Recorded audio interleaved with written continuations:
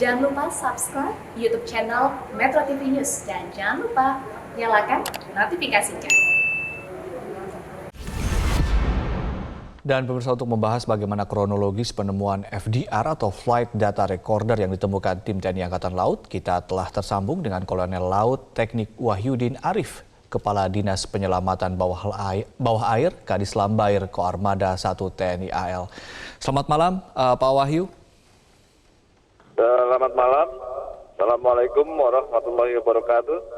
Waalaikumsalam warahmatullahi wabarakatuh. Sebelum kita cerita lebih banyak soal penemuan FDR kemarin, saya ingin bertanya mengenai bagaimana situasi pencarian hari ini, Pak. Apa saja yang didapat tim di Lambair? Saya jelaskan. Dari tadi pagi kami berangkat dari posko di darat, kebetulan jam 7.00 kami sudah bergerak sampai di lokasi. Sementara tadi masih ada kegiatan KM Baruna yang masih melaksanakan survei bawah air. Jadi kita menunggu tadi dari KM Baruna untuk melaksanakan survei dengan menggunakan ROV-nya, sehingga dapat data-data tambahan. Bagaimana perkiraan titik koordinat, apakah berubah atau tidak dari yang kemarin. Dari situ dapat disimpulkan untuk melaksanakan penyelaman ke titik-titik yang diharapkan kita dapat menemukan barang CVR tersebut. Baik. Pak Wahyudin, dari awal pencarian sampai saat ini ada berapa total anggota tim yang kemudian dikerahkan, Pak? Dari tim di Lambair ada 17. Dari tim Pasca ada 17. Dari Taifib 17 dan dari Denjaka juga 17. Baik.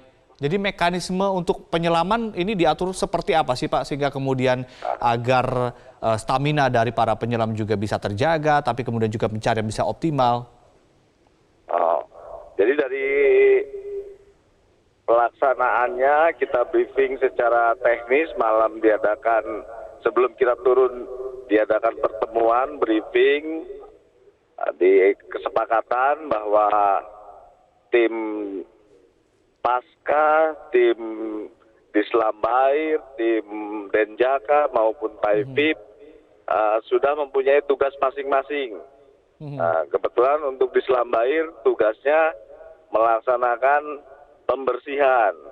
Yang kemarin itu terlaksana karena masih saat kemarin, Pak, salah satu beacon itu masih ada di dalam. Setelah diangkat, ya beacon itu sudah tidak sudah tidak memancar lagi, tapi kita tahu posisi perkiraan posisi di situ. Jadi main hitung-hitungan, Bapak, dengan kondisi yang ada. Kita menggunakan teori secara circle, Pak. Yang kemarin yang kita circle yang semakin lama semakin mengerucut. Baik, Pak Wahyudin, upaya apa yang dilakukan oleh tim tentunya sesuatu yang tidaklah gampang dilakukan. Artinya apa saja sebetulnya kendala, kesulitan yang dihadapi tim di lapangan. Nanti kita akan menggali lebih jauh lagi usai jeda. Kita lanjutkan kembali perbincangan bersama Pak Wahyudin dari di Lambair. Pak Wahyudin, tadi sempat saya tanya sebetulnya kesulitan dan juga kendala yang dihadapi oleh tim apa saja dalam upaya pencarian ini?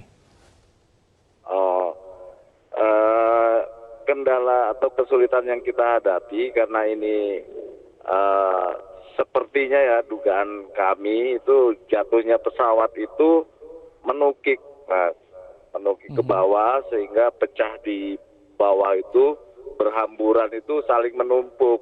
Jadi Mhm. puing-puing itu bertumpukan di dalam situ. Dan puing-puing itu terpecah dalam pecahan yang kecil-kecil dan tajam-tajam. Oke. Jadi berbahaya. Jadi untuk mengambil barang-barang itu ya perlu kehati-hatian, Mas. Oke. Kalau enggak ya tangannya bisa terluka di bawah itu. Baik. Bagaimana bisa sampai pada analisa bahwa ini menukik dan kemudian menumpuk di dasar laut? Apakah ini juga hasil dari temuan teman-teman tim penyelam atau seperti apa? Iya, Mas. Jadi kalau kemarin mungkin Mas melihat yang temuan terakhir untuk mesin seperti mesin jet, mesin turbin yang terakhir diangkat terus jatuh, itu anggota penyelam itu menemukan sebuah benda yang ya itu nongol gitu, cuma ditarik itu nggak bisa,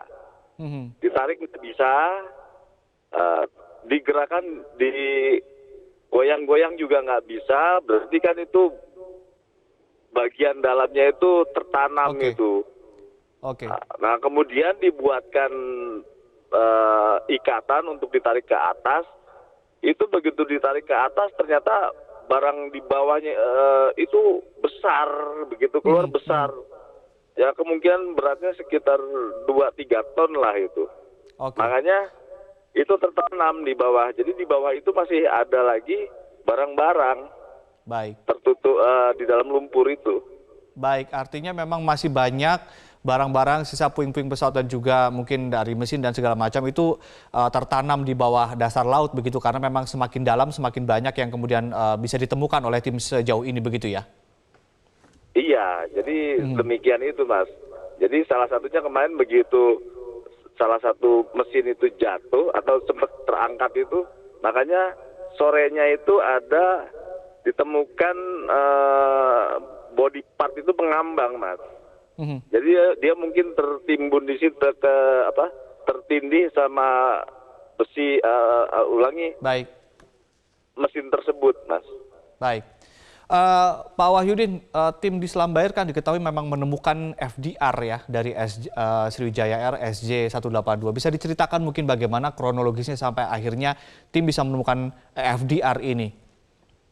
Oke. Jadi saya sampaikan dengan data yang awal kita terima, terus dikombinasi dengan analisa dari surveinya KRI Rigel yang mempunyai kemampuan teknologi yang terbaru, kita mendapatkan koordinat-koordinat yang sudah kita dapatkan dari kapal Rigel. Dari situ kita mulai menyisir, memetakan bersama dengan Denjaka, Kopaska, Taifib, kemudian membagi tugas karena waktu itu alat ping locator itu hanya 3, jadi dari di Selam Bair yang tugasnya mengurai barang puing-puing. Nah kalau yang lain Taifib, Denjaka dan Kopaska mereka menggunakan ping locator. Kemudian disisir, ketemulah satu beacon. Jadi anggota di Selam Bair menemukan beacon satu, dibawa ke atas, dilihat, konfirmasi dengan KNKT bahwa benar itu beacon yang mengirimkan sinyal dari bawah laut. Nah, dari situ dapat kesimpulan bahwa FDR itu tidak jauh-jauh dari situ. Baik. Kemudian turun lagi tim kedua itu menemukan serpihan badan FDR, maksudnya cangkangnya itu, pecahannya. FDR-nya belum ketemu, turun lagi di situ, semakin dekat. Nah terakhir itu menit-menit terakhir jam 3 kurang 10 ketemulah itu dekat-dekat situ Mas, FDR-nya gitu. Baik. Baru diangkat. Baik. Baik, terima kasih Pak Wahyudin atas cerita mungkin kisah dari teman-teman yang kemudian saat ini masih juga berjibaku untuk mencari atau melakukan upaya pencarian. Selamat kembali bertugas dan salam kami untuk teman-teman tim di lapangan.